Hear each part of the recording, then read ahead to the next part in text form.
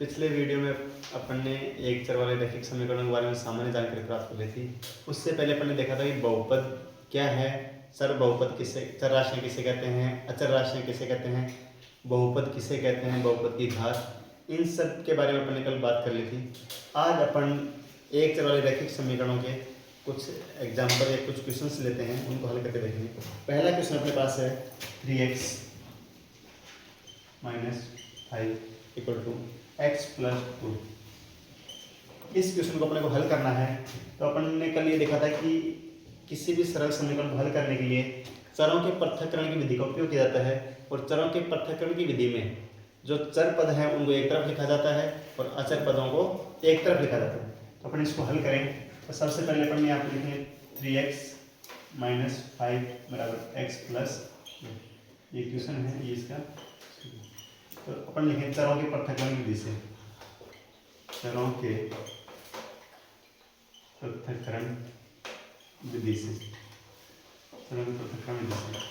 तो चरों के पृथक्करण विधि से अपन बात करें तो जो चर पद है x, इसका अपन पक्षांतर करें तो ये इधर लेकर आएंगे तो -x - 5 = 2। अब अगले पद में अपन इस -5 को दक्षिण भाग की तरफ लेकर जाएं तो हो जाएगा 3x - x = 2। इधर -5 है तो दूसरी तरफ जाएगा +5 हो जाएगा। अब इसके बाद हम बात करें तो 3x में से एक x को घटाएं तो यहाँ पे बचेगा 2x, और ये इनको जोड़ें तो 5 और 2 हो गए 7। अब अपना जो मुख्य टास्क है वो है x का मान ज्ञात करना। तो x का मान ज्ञात करने के लिए x के गुणा में क्या है 2 है, इसको अपन दूसरी तरफ भेजेंगे तो भाग में जाएगा। तो यहाँ से x का मान आ गया 7/2। ये इस क्वेश्चन का आंसर हो गया। अब इस x के मान को अपन किसी भी समीकरण में रख सकते हैं जो दिया गया है। तो अपने पास जो समीकरण का बायां भाग और दायां भाग है, ये दोनों यदि बराबर आते हैं तो अपने जो चर पद का मान निकाला है या जो अपने उत्तर निकाला वो क्या है, एकदम सही है। और यदि दोनों भाग बराबर नहीं आते हैं तो अपने जो उत्तर निकाला है वो गलत हो गए। नेक्स्ट एग्जाम्पल की बात करें अपन तो अगला क्वेश्चन है अगले क्वेश्चन की अपन बात करते हैं। तो एक एग्जाम्पल लेते हैं और ये एग्जाम्पल अपने पास 12p - 5 = 25। इसको जब अपन हल करें तो यहाँ से अपन जो चर पद अपने पास p, उसका मान अपने को निकालना है। तो चर पद का मान निकालें तो वही वापस से चरों के पृथक्करण की विधि से, चरों के पृथक्करण की विधि से, और चरों के पृथक्करण की विधि से तो 12p जो है इसको एक तरफ रखेंगे, -5 को हम दूसरी तरफ भेजेंगे तो ये हो जाएगा 25 और +5। यहाँ से अपन इसको हल करें तो 25 और 5 हो गया, अपने पास 30। अब 12p = 30 है, लेकिन अपने को मान किसका निकालना है, p का। तो p के गुणा में जो है वो उसको दूसरी तरफ भेजेंगे तो भाग में जाएगा।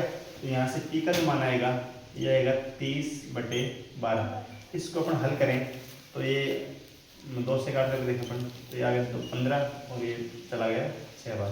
तो इसका आंसर आ गया p = 15/6।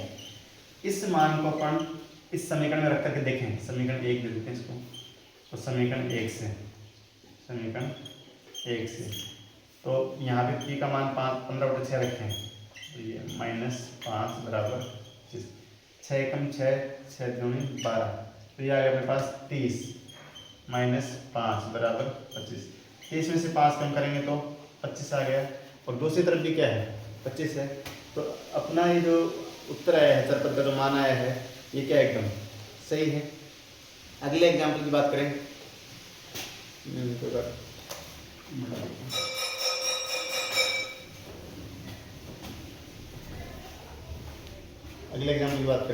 तो ये है 2x - 3 = 7। वापस से चरों की पृथक्करण की विधि लगाएंगे। क्वेश्चन सॉल्यूशन, चरों के पृथक्करण विधि से।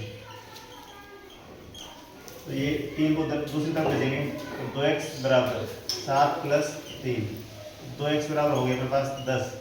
x का मान यहाँ से रहेगा 10/2, ये आ गया अपने पास 5। x = 5। इस प्रकार के क्वेश्चन कक्षा 8 की बोर्ड परीक्षा में पूछे जाते हैं। कक्षा 7 में एक प्रश्न है, इसको अपने को कथन के रूप में लिखना होता है। उसकी अपन बात करें तो एक एग्जाम्पल है x - 5 = 9। इसको कथन के रूप में लिखना है, तो इसको अपन लिखेंगे किसी संख्या x में से 5 घटाने पर 9 प्राप्त होता है। तो इसका सॉल्यूशन सीधे क्या हो जाएगा, किसी संख्या